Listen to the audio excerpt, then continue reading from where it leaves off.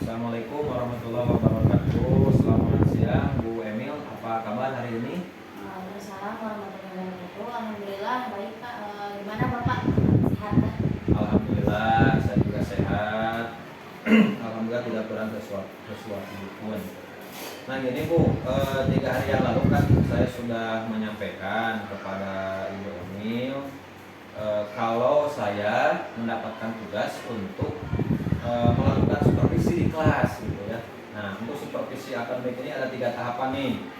Jadi nanti Bu Emil yang pertama adalah tahapan praobservasi, kemudian observasi dan tahapan pasca observasi.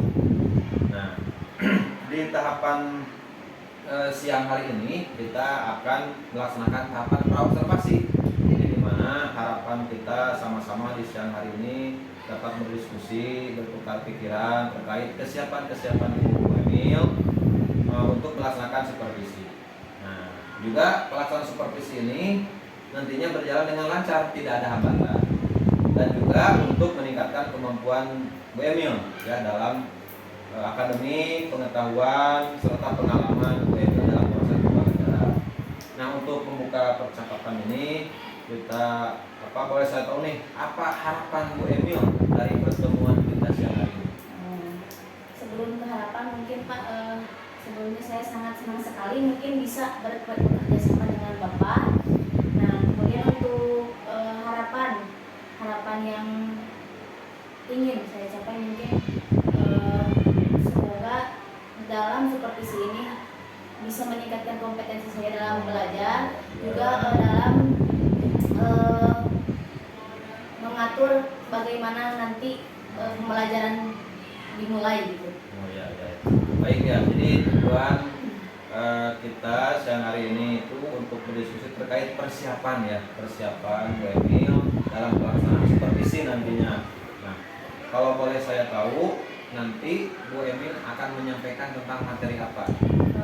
Kalau nanti itu insya Allah saya akan menyampaikan materi tentang sholat istisqa Pak, di mana nanti akan membahas tentang pengertian, ketentuan, tata cara pelaksanaan, juga tentunya hikmah dari sholat istisqa tersebut. Iya. Baik, berarti terkait dari materi tadi tentang sholat istisqa. Nah, tentu ada tujuan pembelajaran nih yang akan dicapai peserta didik. Nah, apa tujuan pembelajaran? Mungkin untuk tujuan pembelajaran itu yang pertama, peserta didik mampu menjelaskan ataupun mengamalkan apa itu pengertian, apa itu tentunya mengamalkan dalam segi bentuk sholatnya gitu Pak ya. Melaksanakan sholatnya. Kemudian juga tidak lupa mengamalkan dalam bahwasanya ada hikmah dari sholat istisqa itu untuk mengenal kita dan mendekatkan kita kepada Allah gitu. Ya. Baik, luar biasa sekali nih. Jadi nanti tujuan pembelajaran ini apa nih? Area yang akan dikembangkannya? Area yang akan dikembangkannya mungkin lebih ke praktek sih Pak. Praktek ya. Praktek sholat istisqa. Ya, tata caranya nanti dipraktekkan oleh siapa. Baik. Jadi ada kerjasama yang baik gitu ya. Nanti kan ada praktek oleh masing-masing kelompok tampil. Jadi area yang dikembangkan Ibu itu adalah yang pertama itu tentunya adalah praktek. Nah, apakah apa yang sudah dipersiapkan nih untuk supervisi nantinya? Kalau yang sudah disiapkan, kebetulan saya sudah menyiapkan modul ajar Pak. Dan modul ajar tersebut itu juga sudah berdiferensiasi, juga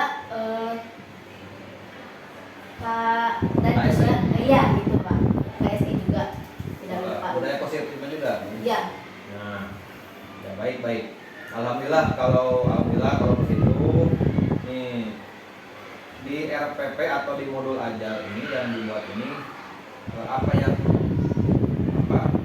gunakan ini strategi apa yang digunakan ini? Ya, sebelum ke strategi mungkin tadi ada yang ketinggalan ya Pak.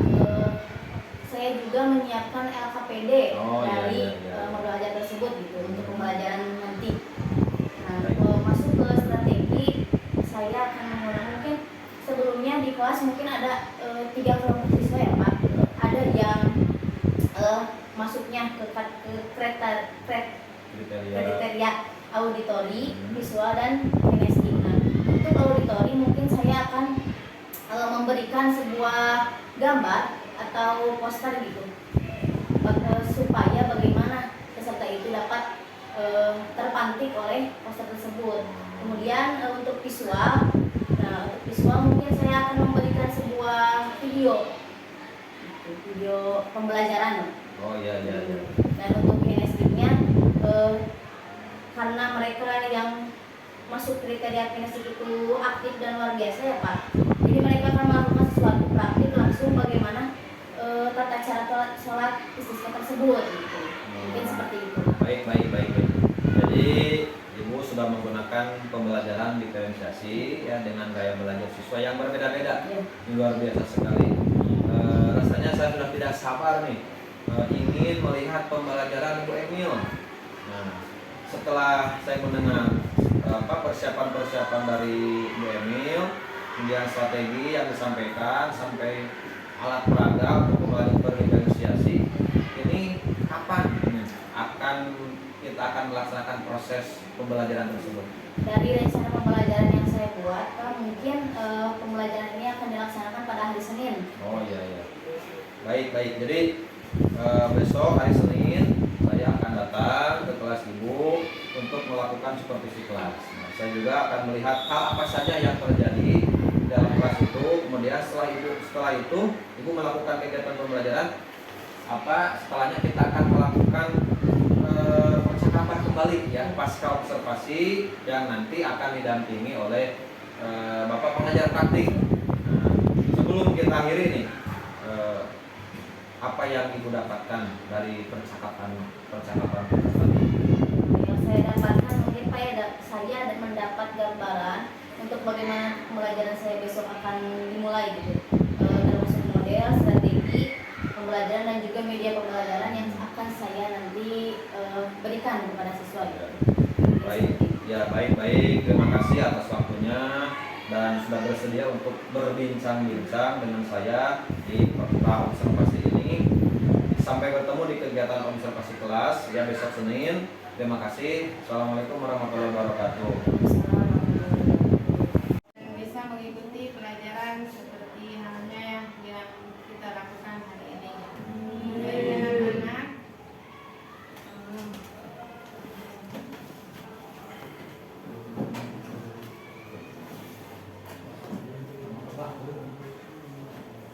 Untuk memulai pembelajaran ini agar lebih berkah, mari kita baca salah satu surat dari Al-Quran, surat pendek, surat Al-Ma'un. Semua sudah pada bisa ya?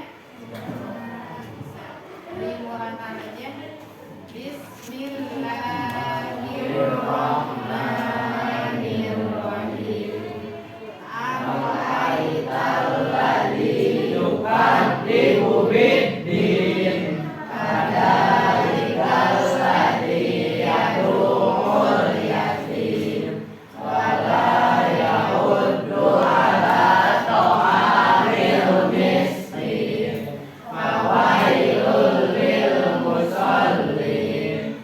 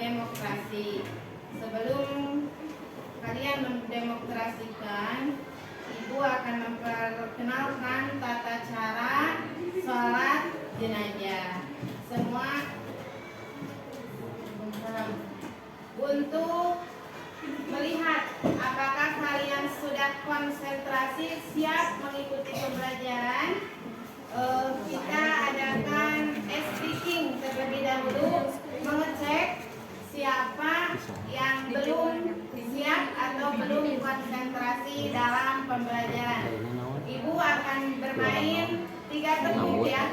Kalau ibu bilang pagi berarti tepuknya 1 kali. Kalau bilang siang berarti tepuknya 2 kali. Kalau malam berarti setengah.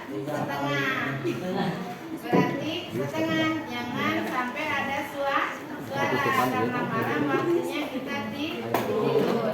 Siap. Pagi,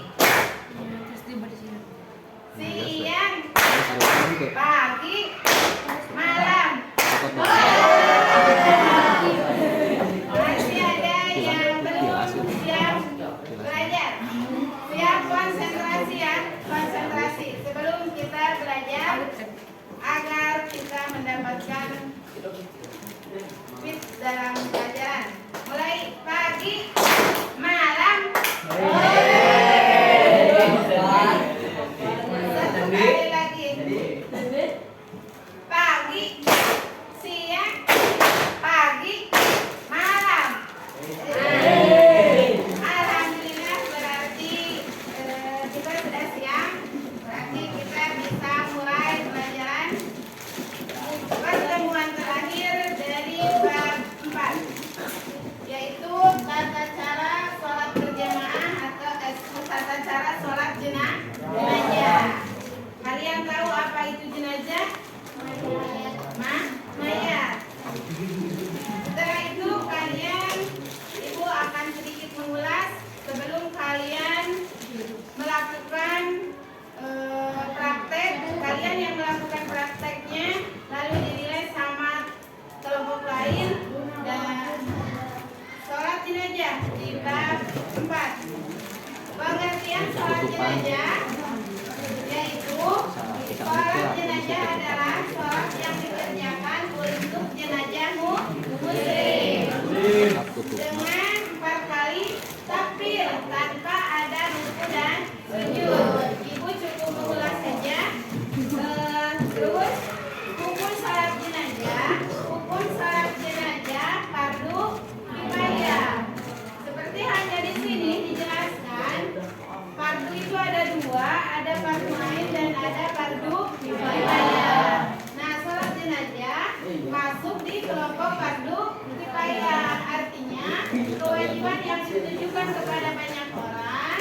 Ketika ada sebagian yang melaksanakan, maka gugurlah kewajiban. Itu baru gugur kewajiban, bukan mendapat pahala. Kalau yang tidak mengerjakan itu tidak mendapat pahala. Ketentuan sholat jenazah. Ketentuan sholat jenazah, syarat sahnya sholat jenazah itu diantaranya muslim.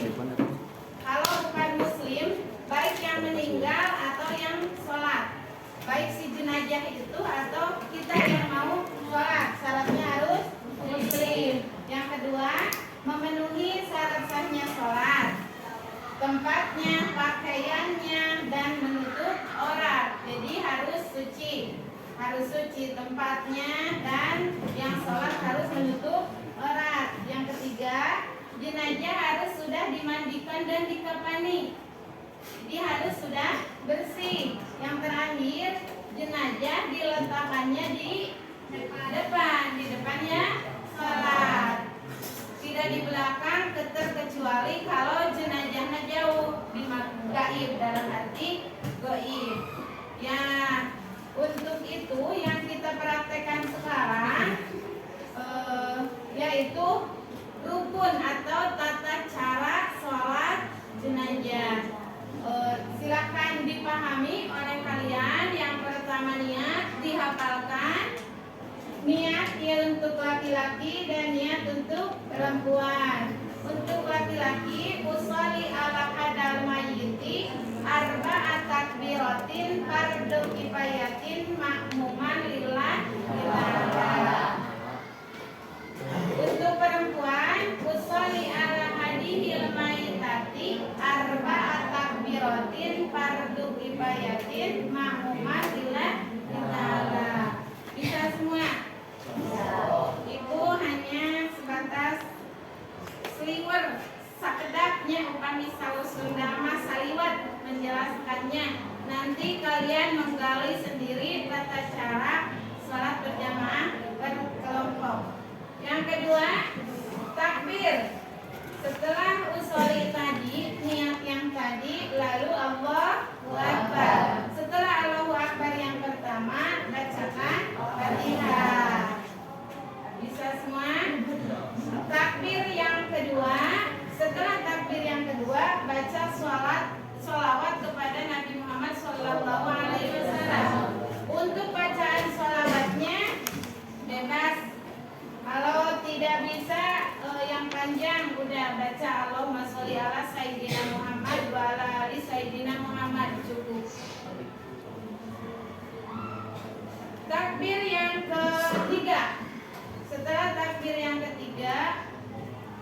baca doa untuk jenazah.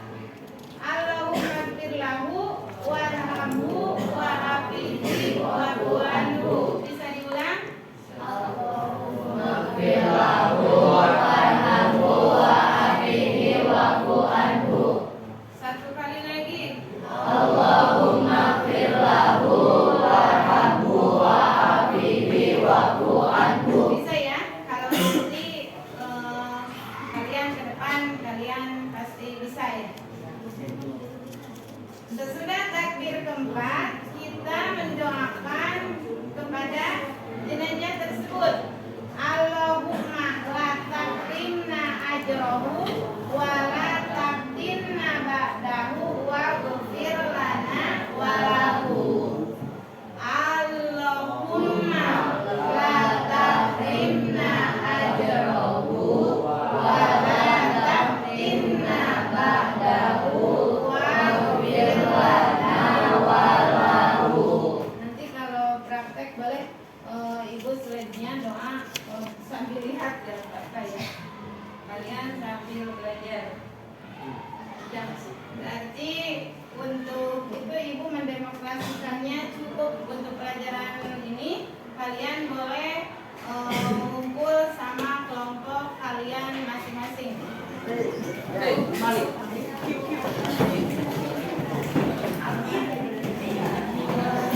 Buat dari perabotan aja ya, buatlah. Oh ya siap. Katanya satu kelompok ada yang jadi jenazah.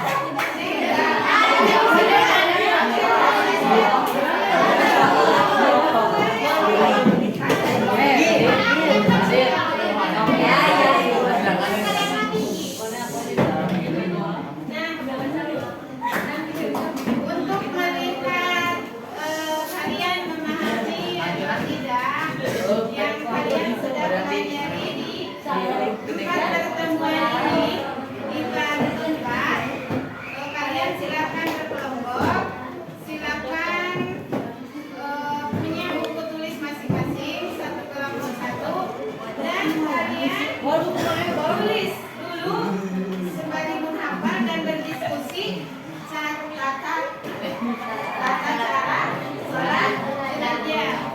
Jadi kalian nanti mendemokrasikannya dan teman kalian yang menilai apa kekurangan dan kelebihannya. Silakan.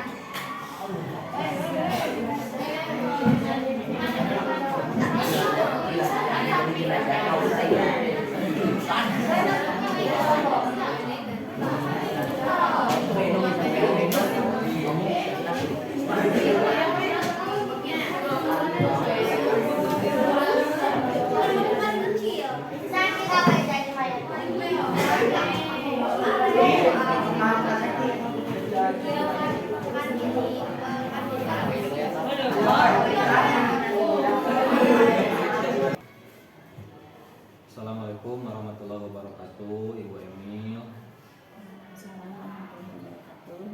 Bagaimana kabarnya? Alhamdulillah baik Pak.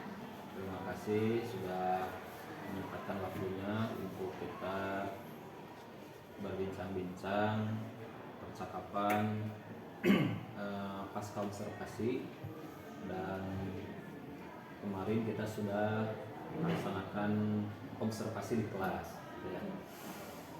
Nah, ini dalam percakapan pasca observasi ini kita atau saya akan memberikan pertanyaan-pertanyaan pada Ibu Emil terkait jalannya observasi atau pembelajaran kelas yang sudah Ibu lakukan.